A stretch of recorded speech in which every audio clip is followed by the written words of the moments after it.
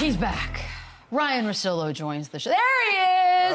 Oh. Okay, Ryan, we just got off the SGA best player in the league right now. Do you have an opinion about that? I do. It's Jokic. I thought I didn't like you this whole time, Ryan. Why did you think you didn't like him? Just because he spells his name with an E and never really trusted it. Well, I didn't have a vote at the time of the birth certificate. That's fair. We're going, by the way, we're rocking the handlebar. Yeah, what's going on here? 70s baseball? What is this?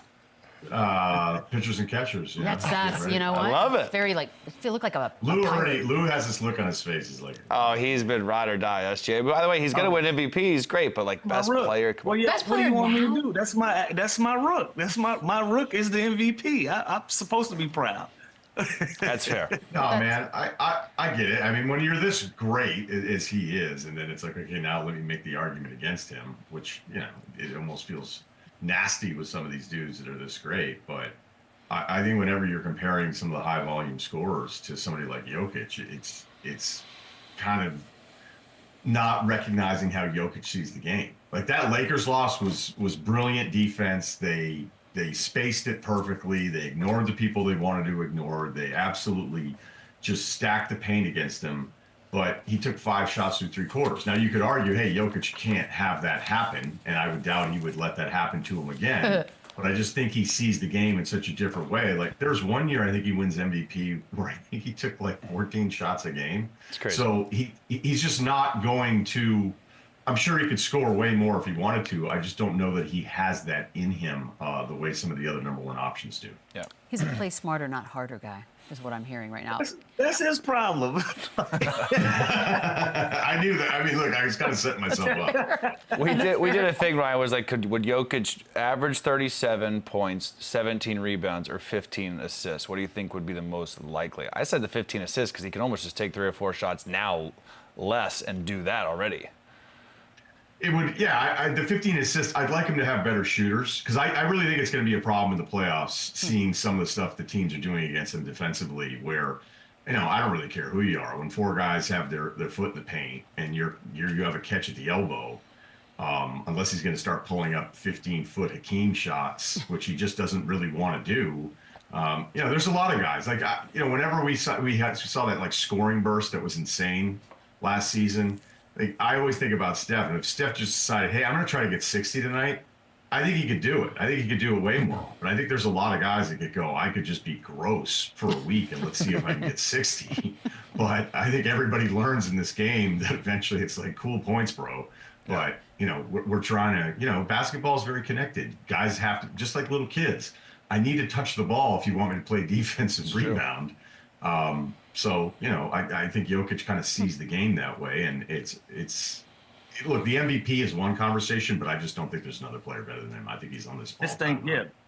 I agree with you, Ryan, but this thing changes year by year. Last year, Jokic was probably the best player in the league. This year, he's doing more of the similar things, but you've seen growth in SGA's game. So when I say SGA is the best player in the game, Jokic is right there. It ain't like it's a big separation for me. But this year, I think SGA has been the best player in the game. And like you talked about, Steph, if he wanted to go out there and go get 60, like he could on a night and night in.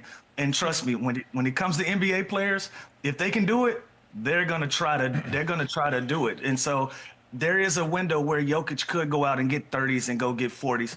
But he plays the game in a different way. And for that reason, when you have a guy who has the most 20s, the most 30s, the most 40s, the most 50s this year, he's going out there and putting the team on his back, and he's been able to do it for 4 months now. You got to take that into consideration. I think he's the best player in the league this year. I just love seeing proud Lou. Yeah, I have nothing to add to that. Yeah. You're right. Proudly. And the glaring side is they're 11 games up. They're the number 1 seed. If the Nuggets happen to be a half game back, I think we're looking at a different. I think it's 50-50. We're having a different conversation. Yeah. Absolutely. Yeah, but I mean, at any point, do you think of like, if the other team is that much better, doesn't that help Jokic's argument? No, because we didn't make that argument for him. Yeah, because we never really do that. But shouldn't we? I think the MVP should be the best player on the best team. I think that makes the most sense when we're voting at it. Yeah, some guy on the 9th seed could average 35. So but would you who vote cares? Donovan Mitchell if they have a better record? See, again, I think No, because he's still averaging 32 points a game. Like, yes, the team is good, but it ain't like he's averaging 22 and you got 4 other guys averaging 18. It's like, no, I'm still averaging 32 points a game on the best team with the best roster, and I'm still doing my thing at the highest level. Still doing it. All right. I just get confused on what we're voting for, but Hey, We are not MVP, voting for anything. How about we do MVP, I'm open to it. I'm not open to anybody in the world being better at basketball than Nikola Same. Jokic. There it is. I can Boom. respect that. There it is. Can like we? I said, if it's not 1, it's 2. It ain't a big gap Well, from those 2. if you're not winning, you're losing, though, Lou. Technically, so there is that. Ricky Bobby. My guys I winning, still so don't. Look, I'll take it. I'm not sure 100% comfortable that SGA is past Giannis. oh dear. And I'm going to go ahead and change this now to Dallas. He's going to get him. Can we talk about the Dallas Mavericks fan base right now? Because every year somebody suffers, right? The Sixers Taylor, I'm fans with you have been now, suffering. Taylor. I don't trust that E in his name now. Now he's off on the E as well. But given what we just saw last night with Kyrie Irving having to be helped off the court and now going to be out for an extended period of time, I'm sure, is this the most pain we've seen a fan base go through in a pretty short amount of time? Yeah, we were talking about this last night. I was at a dinner, and guys were trying to put together like what's been a worse time than this. I don't know that Sixers fans have had a blast, but No. they're they're the face of their franchise. The guy that was going to guide you for 15 years wasn't traded in a market where apparently no one else knew that he was available, which I'll still never understand. I mean, we could go through some really disappointing years. Like I don't know that Nets fans were like, "Hey, this Fair. is awesome." You know, Fair. so after the Milwaukee playoff run, and then it's like nobody wants to be here and doesn't want to be here again. It's like, hey, you get Ben Simmons. It's like, awesome. This is a blast. But again, there's no one that you are as emotionally tied to as LUKA. I mean, there's something to be said when your team is drafting him and then the draft night trade. And I think there's always still this odd, despite our access to Wi-Fi in a lot of places, like, who's this guy again? You know, is LUKA really going to be this dude? It's still kind of funny how an ocean can just get in the way of like watching somebody be as great as LUKA was at 19 years old, winning the MVP. And doing the stuff that he did, and you're still like, is it going to be this good? And it's not only is it going to be this good, like he's really special. For all these players that we talk about, like, are they high volume scorers on bad teams, you know, or are they actually truly great? And I think there's a list of players that I like that haven't done anything in the playoffs. There's a lot of players that I don't necessarily love that put up huge numbers that have never done anything in the playoffs. And here, LUKA, wherever you were in the debate of who he is, you had the Western Conference Finals run against Golden State, and then you make it to the finals last year, and you get through really tough teams in the West. So he was everything you would want. As far as like, it's kind of a good back end of what we were just doing. There are times when I think he's the second best player in the world. He hasn't even shot it well yet with the Lakers, but you can see his confidence, his comfort coming back. And the thing for the Mavs, not only last night and AD getting hurt immediately, but the Lakers thing went from maybe it's a franchise reset and their ceiling for 25 is they don't really know what their roster is going to be like. They don't have every component in place for the 25 run. Now that they're playing this great defense, you're looking at it and being like, imagine if Mavs fans have to watch the Lakers go on like some deep playoff run with this Which dude. it looks like.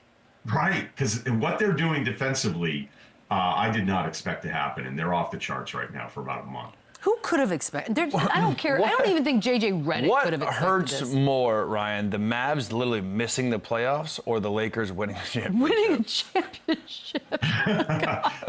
Definitely LUKA winning a championship. You were just in the finals last season. I understand what you're saying. I'm supposed to think, but like they're already so defeated.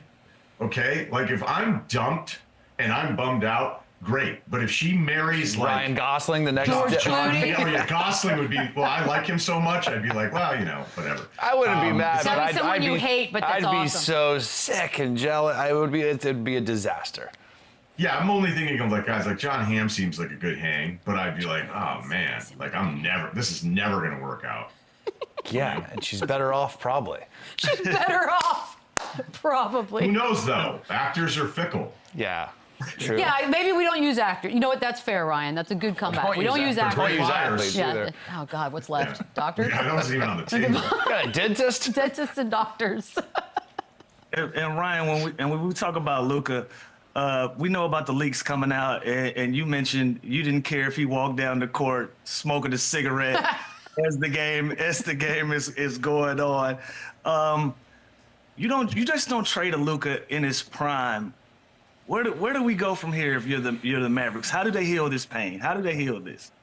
Well, I would think raising season ticket prices 8% a couple weeks later is probably not the move. I remember when the Red Sox would do it, they would do it like the Friday before Christmas. And then everybody like, oh, what's going on? So I think the PR people could have been a little smarter about that thing. I think it's pretty clear. I've always talked about this new owner syndrome, that whenever you look at the track record of ownership change in the NBA, those first 12 to 18 months, it's when they make their biggest mistake. And even having said that, it's never been anything like this. Like, you just can't fathom that someone to sit in a room and go, yeah, this makes sense. Yeah. Like, whatever your issues were with him, with his conditioning, the timeliness of this being during this calf injury where he missed 2 months. I mean, there's a more aggressive version of what I was going to say, Lou, about the cigarettes. Like, there's some other stuff LUKA could have done if I were running the team, where I'd be like, I don't know, man. Like, I can overlook that. That's a fact. They're in the finals. They're in the finals. Who cares? It's a hell of a gamble. Yeah, if you're worried about this guy drinking, having a beer, and smoking some hookah from time to time, you don't want to know about what's going on with grown men in professional sports, if that's rattling your cage. But that's another story. On the flip side of that, it seems like LUKA has given LeBron a drink out of the fountain of youth. He looks seamless, like they're rolling. What do you think about Bron being the ultimate energy guy to LUKA being the best player and he's being energized? What do you think about that matchup? It's great for LeBron. When I would watch them before on offense, and I think just as an aside, like when I was looking at some of the minute dispersal stuff, like in November, they're in the 20s defensively. Well, they replaced 30 minutes of D'Angelo Russell. They replaced another 20 minutes of Cam Reddish out there, and Dalton Knecht was shooting it better, so he was playing more. It was like 25 minutes. So now you're talking about like 70-plus minutes of guys defensively that are just not part of the rotation, even though Dalton's still on the team with the weird trade part of it. So, like, that's been something that's happened on the perimeter that I'm like, man, all right, so I guess they're going to be this good defensively. I'm still not sure about it in the playoffs part of it. But to the offense and to Lou's point about LeBron, like, I think LeBron needs somebody that can carry the load, certainly during the regular season here, because there are a lot of times on offense where it's D'Angelo Russell just freestyling out there, and you're like, all right, you're waiting for the screen, and everything kind of stops, and you're like bent over at the three-point line, and you're waiting, and like even when he was pretty good off of the screen, it just, everything would kind of stop. And then I would see LeBron running point, and I'm like, those look like the best possessions, which still would make sense because of how brilliant of a player he is. But it's like, could LeBron really bring up the ball? Like, can he bring it up 35, 37 minutes a night and initiate your offense? Like, that's asking a lot as this guy continues to be a superhero here. So I thought they would have Reeves initiate a lot of this stuff. And now they have the option of LUKA taking that burden because he's one of the best players in the league with all this stuff. Look, these guys, LUKA's not even shooting it well. Those three guys are terrific scorers. Like, Reeves really is, I think, maybe a level above the way he's appreciated now that he's in the shadows of these stars. They're all going to live at the free throw line. So LUKA initiating the offense and LeBron playing off of it during LeBron's prime, I'm like, that's a waste of LeBron possessions. But now I think it's perfect because they're huge attacking players. There's also something happening in this league when they did this shift with the way it was officiated about a year ago. All the unintended consequences, officiating the game is a moving target that you're never perfectly going to hit. But bigger players that are drivers are getting away with murder in this game. Like, you can just barrel into guys and nobody's flopping as much anymore. And so, like, guys like LUKA and LeBron and on these big drives, I think we see it with Cade, I think we see it with Tatum. I mean, it's a massive advantage because LUKA does not drive to avoid. LUKA drives to contact, and then you're just in jail at the rim. And I think it's actually maybe the single best offensive option in the league. If I had, the ball, one possession, get me something I like with his passing, I think it's the most dangerous offensive possession in basketball. I have realized that, especially guys just getting downhill, and the offensive player is creating more contact than ever, and they're letting them play, and they're letting them. I'm expecting PJ Washington to have like a warrant waiting for him the next arena he shows up to. So Ryan, let me ask you this. I think what the LUKA trade did for a lot of players too is put everyone on notice. It kind of made everybody, I think, outside Wemby and maybe Jokic and SGA possibly, no one's untradeable. So now you hear all these rumors about all these players. LaMelo Ball, he's a guy that puts up great numbers on a bad team.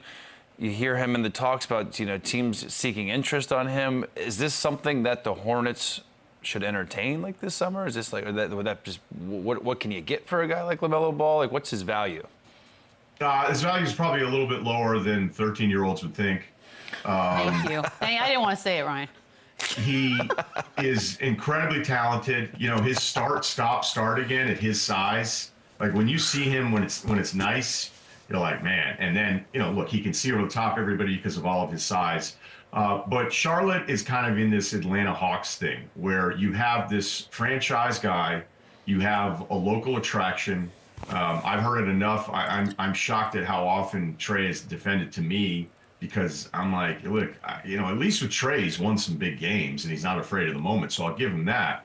But I look at some of the LaMelo numbers, like he's at 41% overall this season, and he takes the most shots per game in the NBA. If you look at his field goal attempts per 36 minutes, I looked this up, so I don't know if it's changed a little bit, but a couple weeks ago I looked it up. It's the most field goal attempts per 36 since Kobe in 2006. LaMelo's nice. That should not be something that happens, okay? So they're in this, I don't want to say that they're stuck because this ownership group is different. I think they're smart. I think they get it. Again, I don't know that the market for him would be as desirable as maybe the numbers would tell you and the popularity, but this team is stuck. If this is what they're going to run out there every season where it's like, hey man, just go for it. He's been through a bunch of coaches. You can see at different times. Every coach that he's had has had moments of like frustration with his approach. So like when it's rolling, it's fun. The shot making, again, the passing, it's not somebody who's without talent because that would be so unfair of me to say. But his approach to the game holds your franchise back. And I don't know how long it's going to take for him to mature and evolve and get to that point where it's like, you need to find a way to play this game a little bit differently because this doesn't work. Yeah, it's like a fun video game, but then is it a champion? But also, like, is he the 1A franchise piece for the Hornets moving forward too? Like for the Hornets of Charlotte? Yeah. Ryan, question. Right now, your hottest take in the NBA is what? Well, I wasn't prepared for this. I know, it's tough. And you can't say Ryan Gosling. Well, thank you. Well, now that that's off the board. Well, what about Ray Fine and Chelsea Handler possibly being a couple? Think about that while you come up with a basketball one. I will think about that all day. I saw an interview with her the other day, and I was like, do I need to ask better questions? What, the Call Her Daddy one? Yeah, I was kind of like, maybe I'm not doing a great job interviewing people. The French guy that walked by, the English guy that walked by? We gotta change our ways, dude. I got Ty Jerome Thursday. I'd be like, so, let me see here. Ask Ty Jerome his favorite Chandler Parsons story on Thursday, will you? I will. I have to terrifying. Right here. So, look, this is good. I think I like the Cavs better than Boston. Oh. Yes! I love this take. That is scorching hot. I love this take, Russillo. I'm with you. Well, maybe I'm jinxing it, but I love that take. I could be totally wrong. It could be a little recency bias. They're going to beat the Celtics 4 times, Ryan? Yes, they are. They are. Stop. Yeah. But you know what, though? Like, hey, they haven't been there. But I hate that stuff. Because if we all were married to the haven't been, then no one knew would ever win. Like, there has to be a moment. Like, when I hear people say that about OKC, I go, well, give me, like, okay, so they're just going to lose? Like, the amount of disrespect that I hear, I think it's more on the player side about OKC. And if the default is always, well, they haven't done anything before, it's like, no, you need to sell me harder on that. And I think Cleveland is like 9 deep. They have all these different options. I think they'll split the bigs depending on the matchup, which feels like Mobley's minutes, which they did against Boston there. And, the stuff they have coming off the bench. And my biggest thing with them was always, okay, well, where are they going to find 2 guys in their perimeter rotation to handle Tatum and Brown defensively? And at least with Hunter, there's an option there, right? There's an option for those minutes, and he closed in that comeback win against them last Friday, where, you know, when you're looking at like the last 5 minutes, it's like, who's Atkinson going with here? And he went with Hunter, and then there's other times where you're like, okay, they're fine without him because they like Strus just flying off of screens and catch the ball. So I'm not like, I'm thinking about proposing to that take. I wouldn't say I'm married to it right now, like but it. I was like, I didn't care if the Cavs swept Boston during the regular season. I felt like the perimeter matchup thing was going to be too much to overcome in the playoffs. Like, I didn't care about it. I have shifted since this last month. Yeah. All right, that's a good one, Russillo. We love you and we mean it. And we will talk to you soon, sir. Appreciate it, Ryan. Keep a stash. Sir. All right. Good to see you, Lou. Yes, sir. Yes, sir.